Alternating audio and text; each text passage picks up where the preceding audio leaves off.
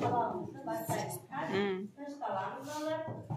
Varımızı aytamız. Birinci tertip, sağlam, kışkış, analı, anadolu gereğini bunun yüreğimiz şahsı sabahlardan yol açalım.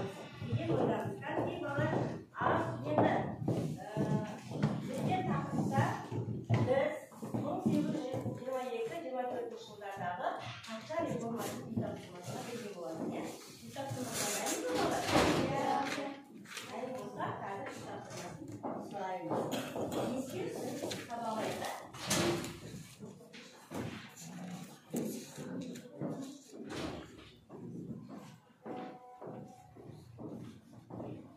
İttifakı'nın biz siteler arkalı bütün sabahta aylanmalı şimdi adisi arkalı surat alırız. Bu şeyde senlerde isimlerini yazılır. Yani yanında surat yazılır. Hazır özü kandaydı. Bir kursağımız taktı. Sol bize isimlerini çıkardı. Sol bir taptırmasındaki suratlar isimimiz cevap veririz. Değil mi? Al getir. Bir taptırmasını 10 tane salonlar.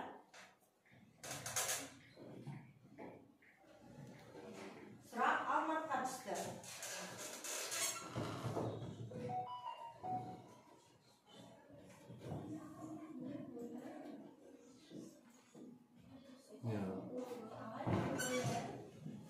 Шығып отыр ғой. Жан Нұр.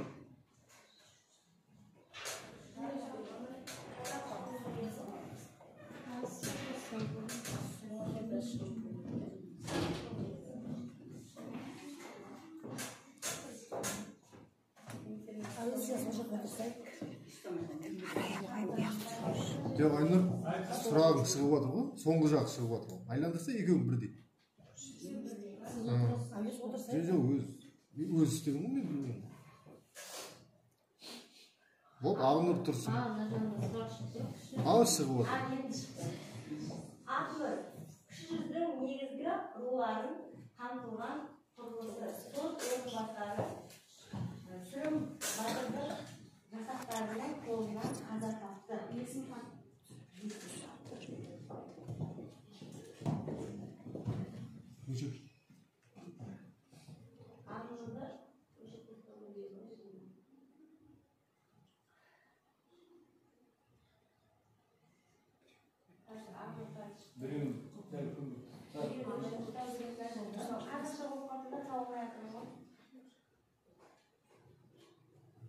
Ақмаржан, 1783 жылдан басталған ұлт азаттық қозғалыстың жетекшісі кім?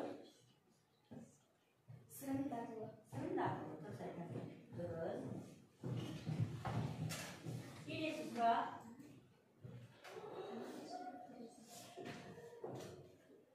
Дана. Жауап береміз.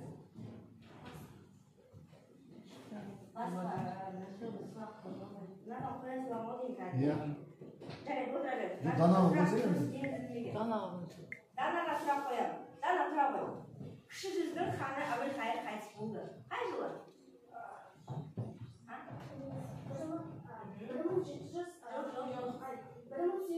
1848 жылы.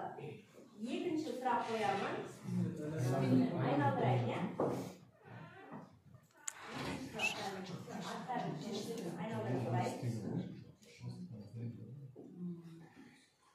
Данияға қоямыз. Данияр 1783 жылы басталған ұлт азаттық қозғалысы. Айшуақ Сұлтан хан сайланған жыл қай жылы? 1797.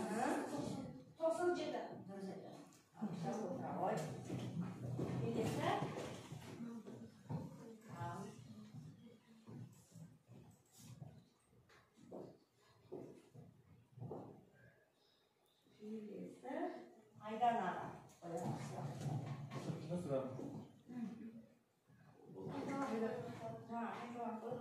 Әбілқайыр хан қайтыс болғаннан кейін кіші жүздің оңтүстік шығыс бөлігінде билік жүргізген батыр.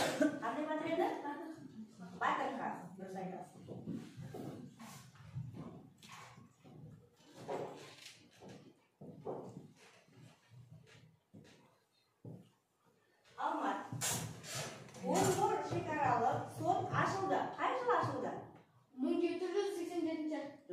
86-шы жыл.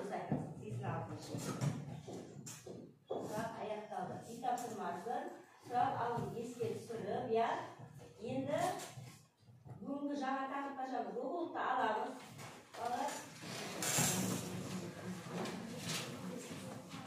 Оқулықты ашып,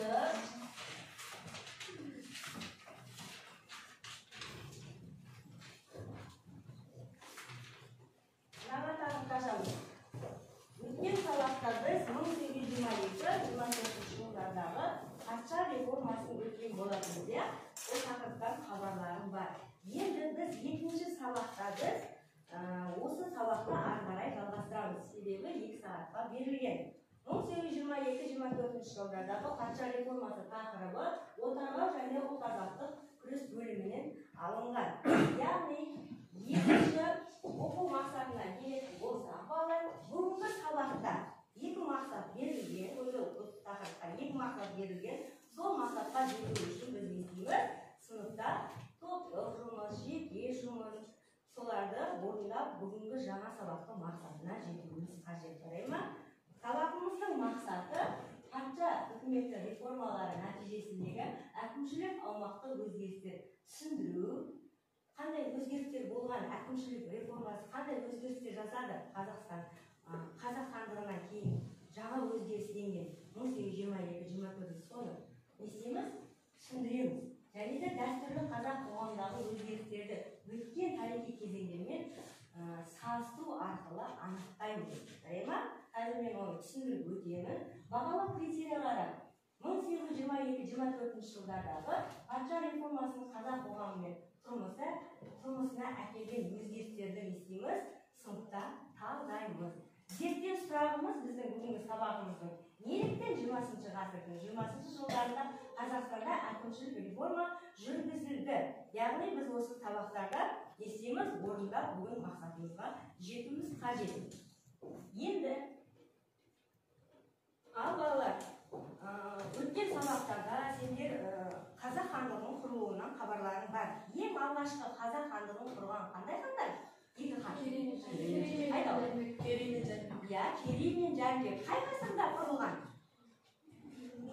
15-ші ғасырда Керей мен Жәнібек қазақ хандығын құрған. Енді балалар, осы қазіргі сабағымыздың мақсатында дәстүрлі әкімшілік реформасы, дәстүрлі бұрынғы осы қазақ хандығын құрған дәстүрлі дегеніміз, мысал үшін 7 бөлімнен тұратын осы Керей мен Жәнібек ханның құрған әкімшілік жүйесін қазақ хандығын кіші және орта жүз хандықты билікті жоюға істеген екен. Ресейліктер тырысқан екен. Яғни жойған 1822-24 жылдардағы жаңа реформа құрылады Қазақстанға. Кімнің қазір оны ары қарай айтамыз. Енді осы хандыққа тоқталатын болса, ол кезде атадан балаға, немересіне деген жаңағы нелер қалған? Мұралар қалған, иә? Енді осы хандық басқарған жүздер, жүзден ұлыс, ұлыстан кейін арыс, одан кейін ру, ата, аймақ, ауыл. Оны дәптерге түртіп алыңдар.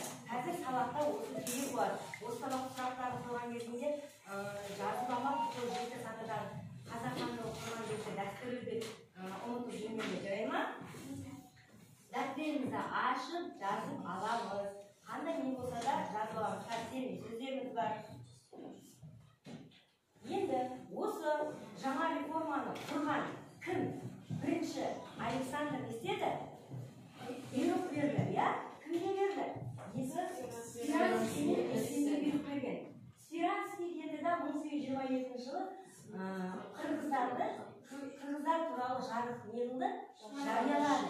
Ал келді да Қазақстанның 1824 жылдары орынбор қырғыздары туралы не істеді? Жарлық жариялады. Олардың мақсаты не екен, балалар? Олардың мақсаты орта жүз бен кіші жүзді хандық билікті жою. Енді хандық билік жойылады. Басқа не істейді? Жаңа реформа құрылады Қазақстанда. Ресейліктер құрады оны. Жарай ма? Түсіндіңдер ғой, иә? Оны да жазып алыңдар. Қазір тапсырма кезінде барысында қойылатын сұрақтар болады. Тақтадан жазып алыңдар. терме сөздерге тоқталатын бүгінгі сабақта терме сөздерге әрқашан біз сүйеніп отырамыз, иә? Енді терме сөз реформа деген қандай мағына береді екен? Латынша қайта құру, жаңарту. Қоғамдық өмірдегі қандай да бір жағынан қайта құру, өзгерту, жаңарту, яғни басқа жаңа реформа өзгереді Қазақстанда. Округ әртүрлі әкімшілік аумақтық немесе аумақтық сандық бірліктер атауы, округтер қалалар, иә? Округтық приказ Ресей үкіметі құрылған әскери әкімшілік басқару мекені деп айтылады. Терме сөздерді жазып аламыз. Кітаптарында округтың атынан алынған, округтың атында терме сөздерді қарап отырыңыздар. Енді балалар, осы Қазақстандағы жаңа реформаның ең басты мақсаты не екен балалар? Осы түсініп алайықшы. Барлығын бері қарай тыңдаймыз. Қазақстандағы ең алдыңғы мақсаты орта жүздегі хандық билікті біржолата жою болады. Жарғы өзінің мазмұны мен мақсаты жағынан Қазақстанның солтүстік аймақтарының іс жүзінде Ресей империясын қосып алып, отарлауға бағытталатын болады. Яғни, осы жаңа реформа құрылған кейін әкімшілік, сот жүйесі және аумақтық басқару жүйесі түбегейлі өзгертіледі. Бұл жерде жаңағы дәстүрлін айтып кетті, атадан бала хандық, ауыл, енді округ, ауыл, болыс болып, не істейді екен? Үшке бөлінеді екен. Батыс, шығыс, орталық болып. Осы округте жаңағы округ дегеніміз қалалар балалар. 1822 жылы реформадан кейінгі құрылған округтер. Бұл 1824 жылы Қарқаралы Көкшетауда, 1831 жылы Аягөзде, Ақмолада 32 жылы, Баянауыл Үшбұлақта 33 жылы округтер құрылады. Бұлардың құрылу себебі сол кезде құрылған кезінде 1822-24 жылы реформа құрылған кезінде алым, салық, неғылады, сауда-саттыққа пайдасы тигізген қалалар сол үшін есімдерге айтып отырмын. Енді осы оқулықтарымызды ашамыз. Оқулықта кітапта карта бар, иә? Осы картада жаңағы атап өтілген мына жерде үшке бөлінеді ме балалар, иә? Батыс, орталық, кіші жүз үшке бөлінеді. Енді үш бөлік солтүстік жағында Ақмола, Көкшетау, Аягөз, Баянауыл, Үшбұлақ осы жақта орналасқан. Көрдік пе барлығымыз? Иә. Енді жаңа сабақты ашу үшін видео не қыламыз, бейнебаянымызды көреміз. Содан алынған, одан кейін оқулықтан алынғанды біз жарқылап тыңдап аламыз да тапсырманы ары қарай орындаймыз. Жарай ма? Иә, тыңдап отырды.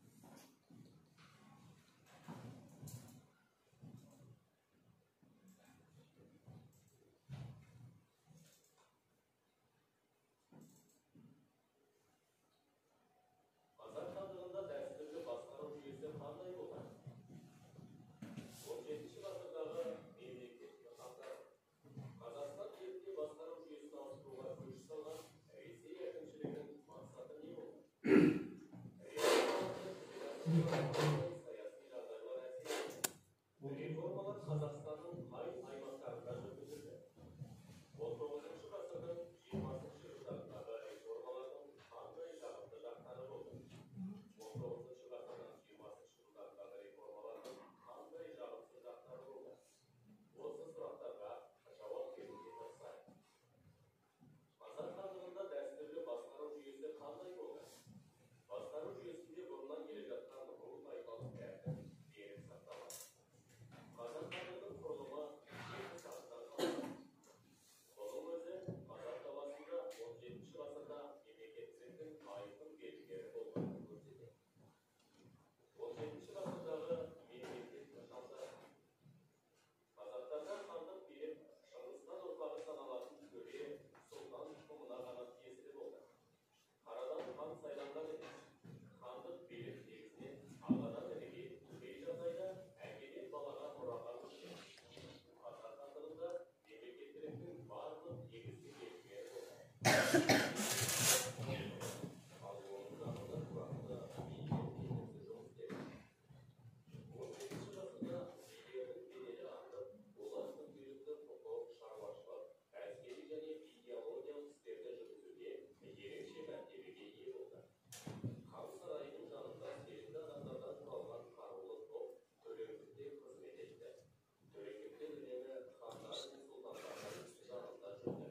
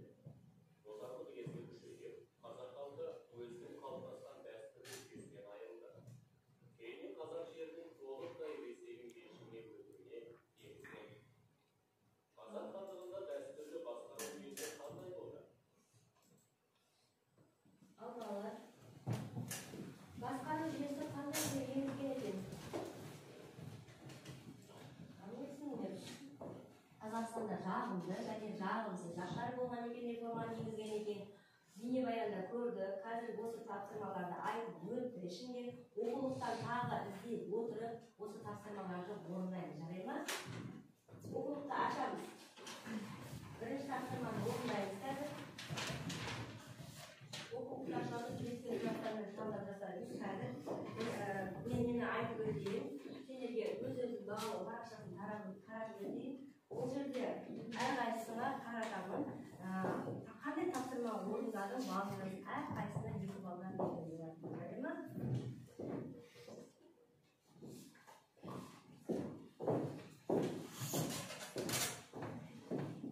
Қазір бағалау несін таныстырып өтейін. Бір тапсырма болған кезде бағалау несін жасадым. Мына жерде 10-лық балл жүйемен бағалаймыз деп балалар, білемізден барлығымыз. Қазір мына жерде бүйтесіңдер. Тапсырманы орнына болған кезінде 2 балл алдыңдар, ең соңғы баллдың шығарасында жаңағы кері байланыс жасаңдар бүгінгі сабаққа дейін ғой, түсінбедім білесіңдер, кері байланысты. Сол кезде сендер қанша сұраққа жауап бердіңдер. Мысалы үшін 8 балл алатын болсаңдар, 8-дің тұсына жабыстырыңдар да кері байланыс жазып, аты жөндерді жазып кетіңдер. Мен сонда барлығын біледі. Жарай ма? Қазір қанша? 5-еусіңдер ма? 5-еу. Мына жақта? Ал ма? Стикер берді ма сендерге? Берді ма?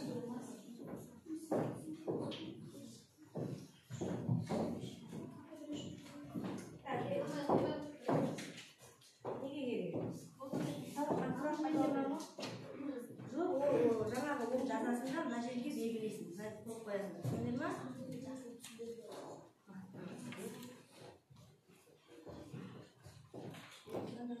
Енді басқару жүйесі деген, одан кейін сауда, іш әсерлерін нелерді айтып өтесіңдер да.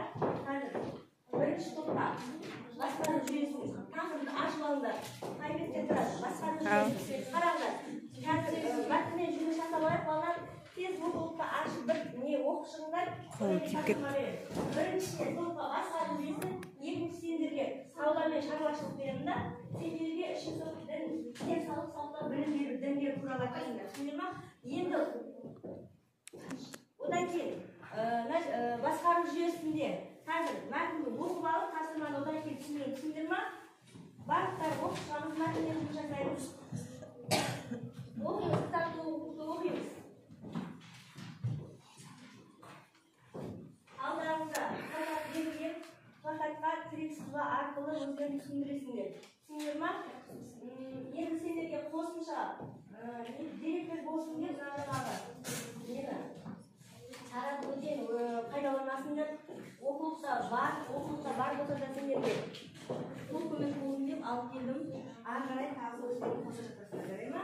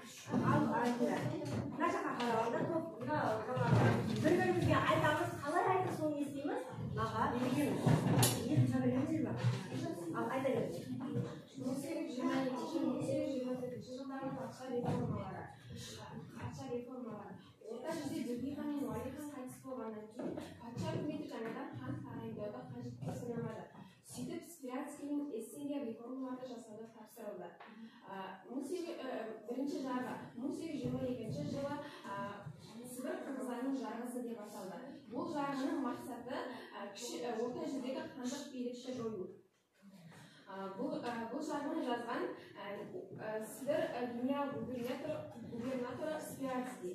Бұл жарғы бойынша орта жүздің жері 3 бөлікке бөлінді. Біріншісі округ, екіншісі болыс, үшіншісі ауыл. Бұл өзгеріске басқару жүйесіндегі өзгеріс. Округте 20 болыс, болыста 10-12 ауыл, әр ауылда 50-70 үйден тұрды. Округте аға сұлтан басқарды. Аға сұлтан 3 жылға сайланды. Болысты болыс сұлтаны басқар, болыс сұлтаны 3 жылға сайланды. Ауылда ауыл старшыны басқар 3 жылға сайланды. Екінші жарғы Орынбор қырғыздарының жарғысы деп аталды. Бұл жарғыны жазған Орынбор генерал-губернаторы Эссен. Бұл жарғының мақсаты кіші жүздегі хандық билікті жою. Осы жарғы бойынша кіші жүздің жерде 3 санға бөлінді. Біріншісі бөліктер. Бөліктердің өзі 3 бөлікке бөлінді. Бас бөлік, орта бөлік, шығыс бөлік. Бөліктер дистанциялардан тұрды. Дистанциялар ауылдардан тұрды. Бөліктерді сұлтан правительдер басқарды. Ал дистанцияларда русун жарлары басқарды. Ал ауылда ауыл старшина басқарды. Бұл жарғыны бекіткен бірінші Александр. 1822-1824 жылдан кейін реформа бойынша басқарудың жаңа жүйесі енгізілді. Басқарудың округтік жүйесі енгізіле бастады. Сөйтіп жаңа округтер пайда бола бастады. Болыстар ауыл әкімшіліктерінен тұрды. Әр округте 15-20 болыс, әр болыста 10-12 ауыл, ал әр ауылда 50-70 үйге болды. Сайлау 3 жылда бір өткізіліп тұратын еді. 1824 жылдан бастап аға сұлтандыққа шыққандегі Шыңғыс әулеті емес адамдар да отыра алатын болды. Сөйтіп жарғы қазақ даласына бірте-бірте ене бастады. Әр округте аға сұлтан басқаратын округтік приказ болды. Қандай şey байланып отырғандар? Басқару жүйесі толық орнады ма? Айтып шықты, я. Келесі екінші топ дайынсыз ба? Сұлтандарына қарап не қарасыңдар? Оқындайыз, жай жеңіз.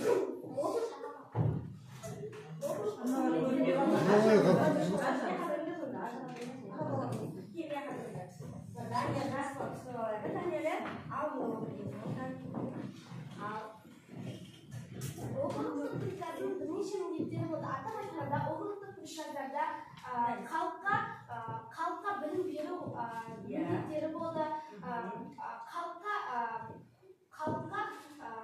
Халықтың жүріс-тұрысын анықтау болды. Шаруашылық пен мал шаруашылығы, егін шаруашылығын бақылау болды. Округте сондай міндеттер басқарылды.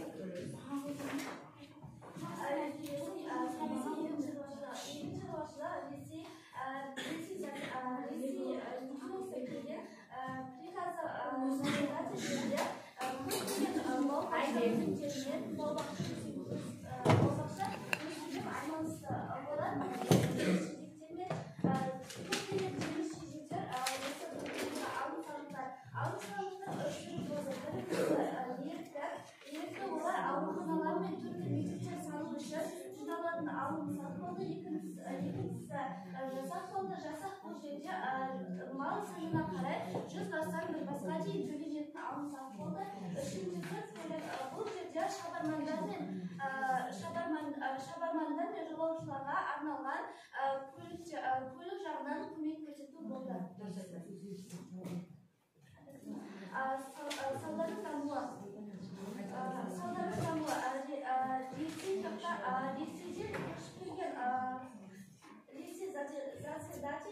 Zaten türlü sağda kirliliğine толықтай сауда керуені де дамыды. Бұл жерде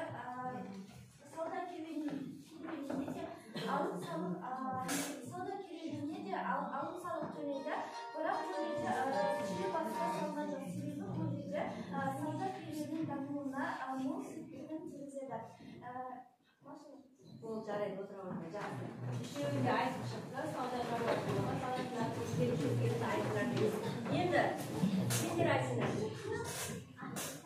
Денсаулық сақтау бөлімінің саласында 300 берісті. Қанша жылдан тұрған? Бұл сөйлесіп айтайын ба?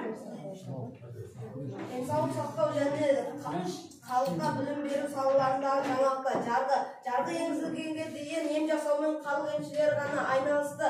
Кейін әр округке 2 емшіден жіберілді. Және де жаңадан ауруханалар салынды. Халықты шешек ауруынан сақтау үшін екпе жүргізілді. Жарғы енгізілгеннен кейін қазақ халқына дін тарату, христиан дінін тарату жүргізілді. Және де қазақ халқының басқару жүйесі 7 тармақтан тұрғандықтан оларға дін тарату өте қиынға соқты. Және де жарғы енгізілгеннен кейін әрбір қазақ баласының Ресей еліне барып өз оқуларын оқуына мүмкіндік берді. Отырамын, жақсы. Екінші тапсырманы қазір эссе әдісі арқылы тез балдар сәйкестендіреміз. Тез сәйкестендіріп шығарамыз. Сәйкестендіреміз. Тез эссе әдісі арқылы сәйкестендіреміз, салыстырамыз.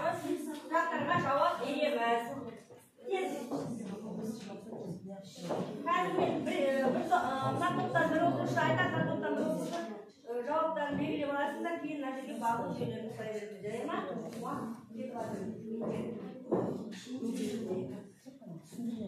Кім болды?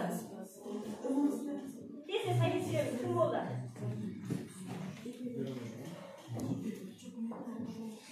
Болды ба? Кім болды? Екі ақ болды ма? Айтыңдар. Бірінші сұраққа жауап берші, Ержан. Дәстүрлі басқару жүйесі неше сатыда тұрды? 7 сатыда. Сен отыра ғой.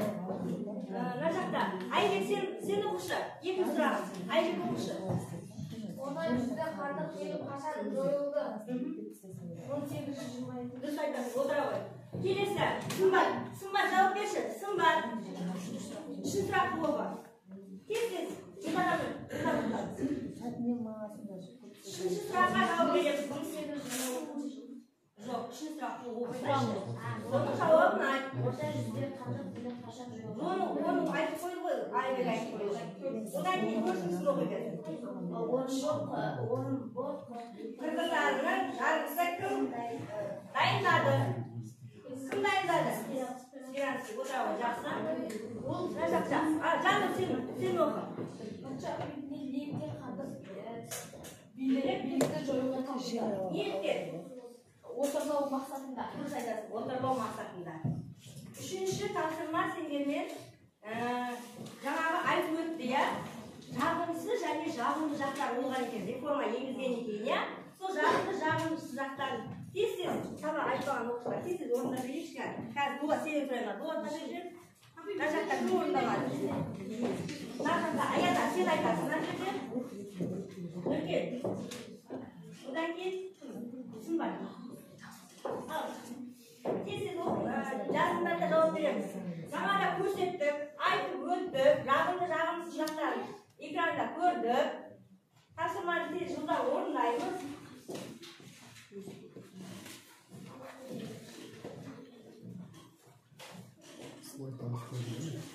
Үшінші тапсырмада жағымды жағымсыз жақтарын тез айтамыз. Астында кілт сөздер берілген. Астында керекті сөздер.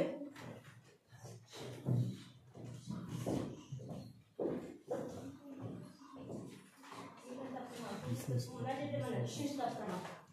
Үшінші тапсырмада астында дискурстермен тапсырмаларын тез жазып қойған. Әрқайсысы жеке-жеке.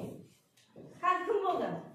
Алмат, сен айта ғой. Ал, жағымды жақтары. 1822-24 жылдағы реформалардың жағымды жақтары жаңа ауруханалар салынды, қазақ балалары инженерлік оқу орындарына жіберілді және еркін саудаға жол ашылды. Отыр. Аяна, сен айтшы. Айта ғой. Жағымсыз жақтарын айтшы. Біреуінде болса білесің бе жағымсыз жақтар? Жағымсыз жақтар. Жағымсыз жағым. Сен айтшы келгенде.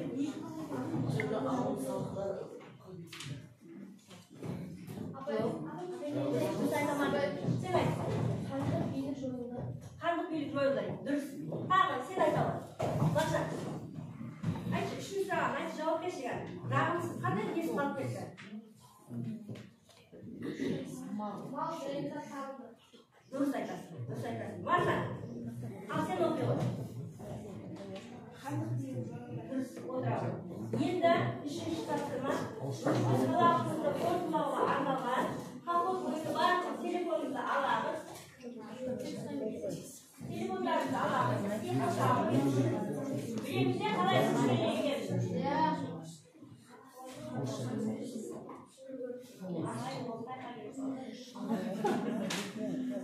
Екінші оқушылар сұрағына жауап бере алады ғой.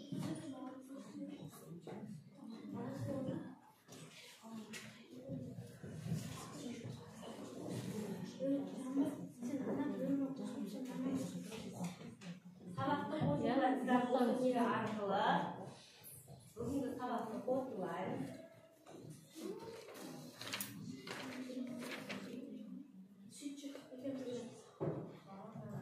Мынаны ашып дайындап қойған сендерге мынау басқа интернет сітеге басқа нәрсе шығып кетті. Жарайды. Олай болатын болса балалар жылдам бір-бірімізге топ арқылы сұрақтар қойып қорытындылар жасалады сабағымызды, иә. Бірінші топ. Сендер екінші топқа сұрақтар бар, бүгін тапсырмада. Бірінші топ. Екінші топ сендер. Үшінші топқа сұрақтар бар ма? Қандай сұрақтар бар? Бүгінгі сабақта не білдіңдер? Қай кімге қоясың? Мына оқушыға қоясың. Екінші топқа. Ал жарайды. Екінші топ. Бүгінгі сабақта не білген? Тез айтып шығарсыз. Реформалар қай жылы тағайындалды?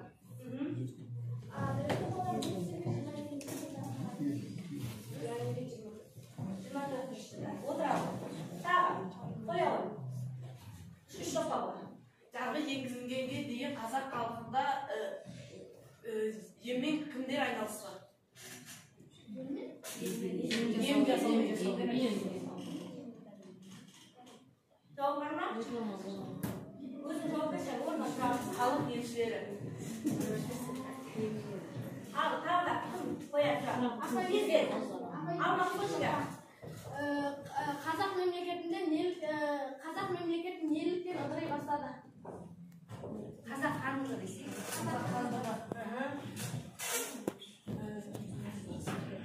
Неліктен қазақ хандығы? Дұрыс қоймадың сұрақты. Қазақ хандығының негізгі жаңа не енгізген сұрақ дұрыс қоймау керек емес, сұрақ дұрыс қоймадың. Қазақ хандығында дәстүрлі билік қалай жойылды деген бар. Соны қойым керек. Басқа сұрақ қоямыз, Айбек. 1856 жылы жетісу жерінде не ашылды? Үшінші топқа. Бар ма? Жауап? Жер-ауат деген жаққа. Жоқ, алдыңғы тапсырмаға көшкен бұл Айбек. Өзің жауабын айтау, Айбек.